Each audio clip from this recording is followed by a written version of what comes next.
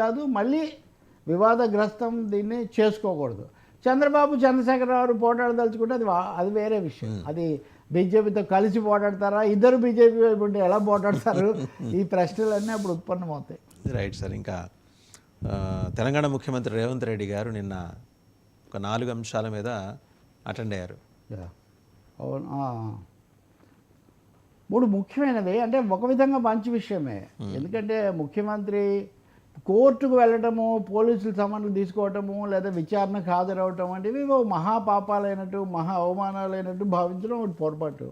మనం ప్రజాస్వామ్య వ్యవస్థలో రాజ్యాంగం రీత్యా ఎగ్జిక్యూటివ్, జ్యుడిషియరీ, లెజిస్లేచర్ అని 3 విభాగాలు ఉన్నప్పుడు ఎక్కడ కేసు ఉంటే దాని ప్రకారం వెళ్ళాలి. ఆయన నిన్న వెళ్ళి 3 కేసులు, అందులో ముఖ్యమైనవి ఇక్కడ జగన్మోహన్ రెడ్డికి, రేవంత్ రెడ్డికి కూడా కొంచెం కరెక్షన్ కనిపిస్తుంది. ఏంటంటే ఇది బట్టలు ఇప్పదీయడానికి సంబంధించింది.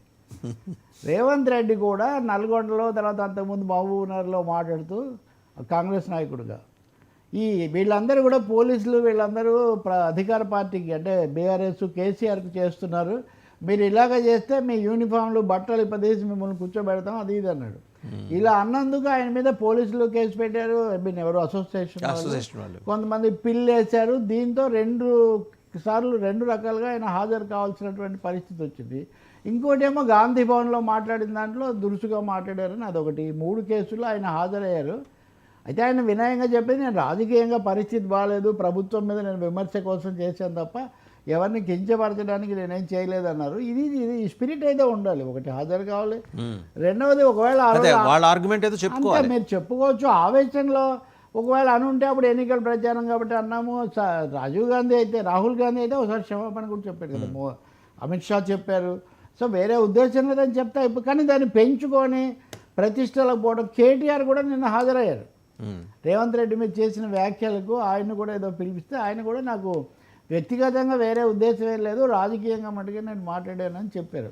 సో ఇప్పుడు ఆంధ్రప్రదేశ్లో దృశ్యం మనం చూస్తే ఇదే బట్టలు ఇప్పదీయడం చేస్తే కదా అక్కడ కూడా పోలీసుల యూనిఫామ్ ఇప్పదీయడం ఎందుకు అసలు వాస్తవంగా చెప్పాలంటే ఇది పోలీసుల నైతిక స్థైర్యాన్ని దెబ్బతీస్తుంది అని అక్కడ వాదించారు కోర్టు ముందు. రేవంత్ ఇలా అన్నారు, ఆ కేసు వాయిదా పడింది.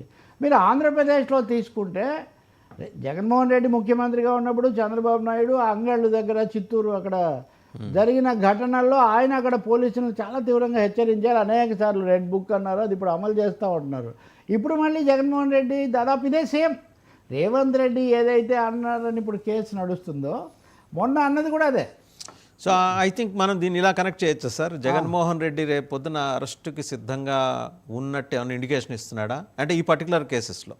అంటే అరెస్టులది కూడా ఒక అంశం ఒకటి ఉంది. అది ముఖ్యంగా ఎలక్షన్ కమిషన్ ఈ మిర్చి దాని మీదకి వద్దంటే పోయిందని కేసు పెట్టింది.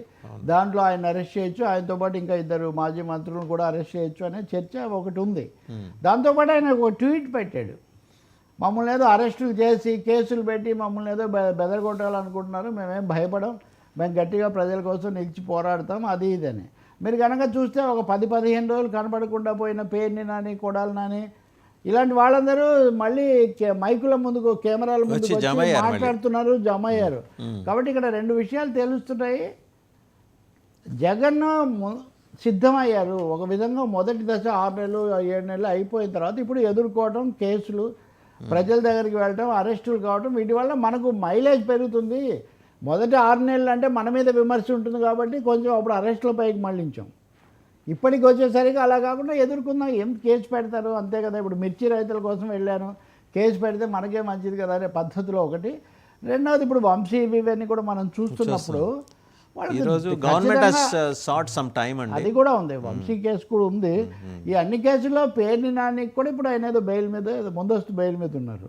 ఇటువంటి వాళ్ళందరూ అరెస్ట్ అయినా కొద్ది రోజులు ఉంటే తర్వాత బయటకు వస్తారు కదా కోర్టుల ద్వారా. ఇంకా దీన్ని మనము ముఖాముఖికి సిద్ధపడాలి. అంటే అరెస్టులకు, ఆ తర్వాత రాజకీయ యుద్ధ పోరాటానికి సిద్ధం అవ్వాలి అని. జగన్మోహన్ రెడ్డి గారు కానీ ఇక్కడ కేసీఆర్ గారు కానీ ఒక్కసారిగా ఇలా యాక్టివ్ అవడానికి కారణం ఏమన్నా జమీలీకి సంబంధించిన ఇండికేషన్ వాళ్ళకు ఉన్నదా? వాళ్ళు నిన్న కూడా నేను చెప్పాను, వాళ్ళైతే ఏదో ఎన్నికలు రాబోతున్నాయని ఒక ఇంప్రెషన్ ఇవ్వడానికి వాళ్ళు ప్రయత్నిస్తున్నారు. అంటే కేసీఆర్ది వేరు, కొంచెం సమయం ఇక్కడ ఎక్కువ. ఆయనేమో 15 నెలలు అయింది.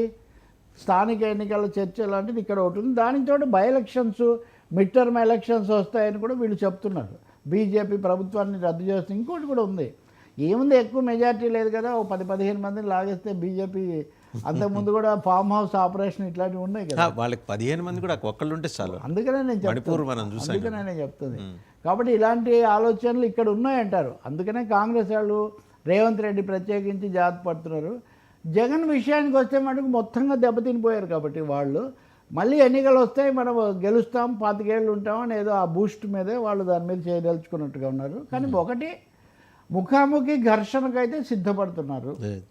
అరెస్టులను ఎదుర్కోవడానికి, బ్రేసింగ్ ది అరెస్ట్ అన్నదానికి వాళ్ళు సిద్ధమవుతున్నారు. ఇంకా వంశీ కేసు మీరు చూస్తే కోర్టు మటుకు వాటిని పరిశీలించింది. నిన్న బెయిల్ వాళ్ళు తిరస్కరించారు. ఆ తర్వాత ఈరోజు ఆయనకు ప్రత్యేక వసతులు, కొంత ఆరోగ్యం బాగాలేదు కాబట్టి కల్పించాలన్నప్పుడు మళ్ళీ విచారిస్తామని ప్రభుత్వాన్ని అడిగారు. ప్రభుత్వం 3 రోజులు అడిగింది. అంటే ఆయన అడిగినవి వెంటనే ఇవ్వలేదు. దీని తాత్పర్యం ఆయన 3 రోజులు అయితే ఆయనకి ఏమి ఉండదు. చంద్రబాబుని ఈ విధంగా చాలా రోజులు తిప్పారు కదా మనలో. ఎందుకంటే వయసులో పెద్దవాడు, ఈ సమస్య. Telangana BJP fire brand Raja Singh ఆయన అకౌంట్స్ బ్లాక్ చేశారు. ఆయన దూకుడు ఎందుకనో తగ్గించుకోవట్లేదు. ఆయన ఏంటంటే ఎవరూ లేకపోతే తమ పార్టీ వాళ్ళ మీద ఆగ్రహం వ్యక్తం చేస్తుంటాడు. అవును, అంటే ఒకటేమో రాజా సింగ్ ఎవరు లేనప్పుడు నేను ఉన్నాను, నేను ట్రూ హిందుత్వకు నేను ప్రతినిధిని, ఆర్ఎస్ఎస్ సెల్ఫ్ స్పిరిట్ నేను చేస్తాను, మిగతా వాళ్ళందరూ రాజకీయాల్లోకి వచ్చారు. ఇప్పుడు అధ్యక్షుడిగా ఎవరిని చేయాలంటే కూడా ఎక్కడ నా పేరు వినపడదు, ఎవ్వరూ లేనప్పుడు ఒక్కనే ఉండి పోట్లాడిన వాడిని పార్టీ కోసమని. రెండవది, ఆయన రాజా సింగ్ది నార్త్ ఇండియా బ్రాండ్ ఆఫ్ హిందుత్వ. అవును, వేరే లక్ష్మణ్, కిషన్ రెడ్డి, లేకపోతే రామచంద్రరావు, లేకపోతే ఇట్లా లిబరల్ హిందుత్వ, వీళ్ళు మామూలుగా ఇక్కడ సదరన్ ఫేస్ ఆఫ్ హిందుత్వ అన్న పద్ధతిలో వీళ్ళు వెళ్తున్నారు. మీరు దీనికే లింకులుగా కనుక మీరు పెట్టుకుంటే ఇప్పుడు రామరాజ్యం అనే పేరుతో వీరరాఘవరెడ్డిని దాడి చేసి ఆయన విషయంలో కూడా రాజా సింగ్ అగ్రెసివ్ స్టాండ్ తీసుకున్నాడు. రాఘవరెడ్డిని మనం సమర్థించాలి, ఆయన రామరాజ్యం కోసం పోరాడుతున్నాడని. కానీ రాజా సింగ్ విషయంలో జాతీయ స్థాయిలో ఇది వివాదమైంది.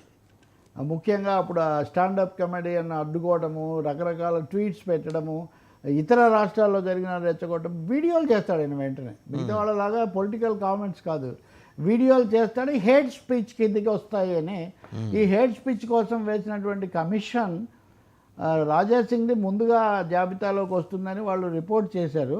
మెటా తనకు తాను ఉపసంహరించుకుంది. ఇంతకుముందులాగా రాజకీయ సందర్భం కూడా కాదు ఇది. తప్పకుండా రాజా సింగ్ ఉదంతా ఒక హెచ్చరిక కావాలి. అయితే ఇద్దరితో ఆగిపోతున్నా అంటే వాళ్ళు వేరే పేరుతో తెరుస్తారు, డెఫినెట్గా వాళ్ళు వేరే పేరుతో ఇంకేదో పెట్టి తెరుస్తారు. కానీ రాజా సింగ్ అనేది పరాకాష్ట కావచ్చు, కానీ వ్యక్తిగత నీచ ప్రచారాలు ఆయన చేయలేదు కదా. అలా చేసేవాళ్ళు కూడా చాలామంది ఉన్నారు. ఇన్సిడెంటల్గా ఇప్పుడే ఇటీవల 1-2 ఘటనలు, రాజా సింగ్ ఘటన కూడా అయిన తర్వాత ప్రభుత్వం ఓటీటీకి కొన్ని మార్గదర్శక సూత్రాలు విడుదల చేసింది. ఓటీటీ కానీ యూట్యూబ్లు కానీ ఈ విద్వేష ప్రచారాలు, అలాగే చిన్నపిల్లలు, స్త్రీలను అవమానించేవి చాలా వస్తున్నాయి. వీటిని కూడా ఆపకపోతే మేము తీవ్రంగా తీసుకుంటామని. సో ఒక హెచ్చరికగా తీసుకోవాలి. విద్వేష ప్రసంగానికి ఇది ఒక బ్రేక్ పడాలి అనేది ముఖ్యం. ఇక వీరరాఘవరెడ్డి అంటారా, వీరరాఘవరెడ్డి విషయాన్ని ఐ థింక్ ఆయన బెయిల్ పిటిషన్ మీద ఈరోజు విచారణ ఉన్నది సార్. లేదా బెయిల్ మీద విచారణ ఉంది, కానీ ఆయన రిమాండ్ కంప్లీట్ అవుతుంది. రిమాండ్ 22 రోజులు ఏదో ఇచ్చారు. అంటే పోలీస్ కస్టడీకి కస్టడీ అయిపోతుంది. దాని మీద ఇది వస్తుంది. రిమాండ్ అయిపోయింది కాబట్టి బయటకు వచ్చే అవకాశం ఒకటి ముందే ఒక ఇది జరుగుతుంది. రెండవది, ఆయన పోలీసులకు ఇచ్చినటువంటి వాంగ్మూలం. ఇప్పుడు దాడి జరగడం తీవ్రం అన్న విషయం పక్కకు పోయి, రెండవది ఇది సనాతన లేదా రామరాజ్యం పేరుతో రాజకీయం, ఇది పక్కకు పోయి ఆయన నా బిడ్డను ఏదో స్కూల్లో అవమానించారు, దాంతో ఆయన ఏదో గాయపడి శుభిత హృదయుడే చేశాడు అన్నట్టుగా అదొక పెద్ద ప్రచారం నడుస్తుంది. రెండవది, నా రామరాజ్య స్థాపనకు రంగరాజన్ గారు సహకరించలేదు కాబట్టి మీరు దాడి చేస్తారా? ఎవరన్నా వచ్చి మిమ్మల్ని అడుగుతారు, నాకు ఇష్టం వస్తే సహకరిస్తాను, లేకపోతే లేదు, అది నా ఇష్టం కదా. కానీ రంగరాజన్ మీద దాడి చేయడం తప్పు అన్నటువంటి తీవ్రమైన స్వరం మటుకు ఇంకా ఎక్కువగా రావాల్సి ఉంది నా ఉద్దేశంలో. ఇప్పుడు ఇందాక రాజా సింగ్ వాళ్ళకు కోణం అది కాదు, అది ఎలా జరుగుతుంది అన్నది పోలీసులు కూడా తుది నివేదిక ఇవ్వాలి, కోర్టు కూడా చెప్పాలి. బట్ దేశం అంతా ఇది ఒక దుమారం అయితే వచ్చింది. రైట్. ఇంకా హైడ్రా విషయం ఇలా అయితే హైడ్రా రద్దు ఎలా అయితేనండి? న్యాయమూర్తి ఆయన తెలంగాణ హైకోర్టు జస్టిస్ లక్ష్మణ్ తీవ్ర వ్యాఖ్యలు చేశారు. డకాయిట్లు చేస్తున్నట్టుగా చేస్తున్నారు అన్నారు. డకాయిట్లు అలాగా ఎందుకు అన్నారంటే, మీరు ఫలానా ప్రవీణ ఎవరో కేసు వేశారు పఠాన్ చెరువులో, మీరు తెల్లవారుజామున 4 గంటలకో లేదా రాత్రి 3 గంటలకో మీరు దాన్ని పగలగొట్టారు. ఆ సమయంలో ఎవరు అలాంటి పనులు చేస్తారు? ఆ రాత్రిపూట వచ్చి గోడలు పగలగొట్టేది ఎవరు? డకాయిట్లు. కాబట్టి డకాయిట్ల లాగా చేస్తున్నారు అనేది చాలా తీవ్రమైన మాట కదా. ఎన్నిసార్లు చెప్పినా మీరు వినడం లేదు. మేమేదో పెద్ద చెరువులన్నీ ఆక్రమించాలి అందరినీ మేమేం చెప్పడం లేదు. నీటి వనరులు కాపాడుకోవాలి, ఇదంతా నిజమే. కానీ మీరు కోర్టును ఏమాత్రం ఖాతరు చేయటం లేదు. ప్రతిసారి మేము అడిగినప్పుడంతా ఇదే చివరిసారి, ఇంకా జరగదని చెప్తున్నారు. మళ్ళీ వెళ్ళి ఇంకెక్కడో మీరు యూఆర్ స్ట్రైకింగ్. కాబట్టి దీన్ని మేము తీవ్రంగా తీసుకుంటాం. ఇదే జరిగితే కొనసాగితే మేము మీద స్టే ఇవ్వడానికి కూడా, మీరు ఇంకేమీ ఆపరేషన్లు లేకుండా కూడా మేము స్టే ఇవ్వడానికి కూడా వెనకాడమని చెప్పి హెచ్చరిక చేశారు.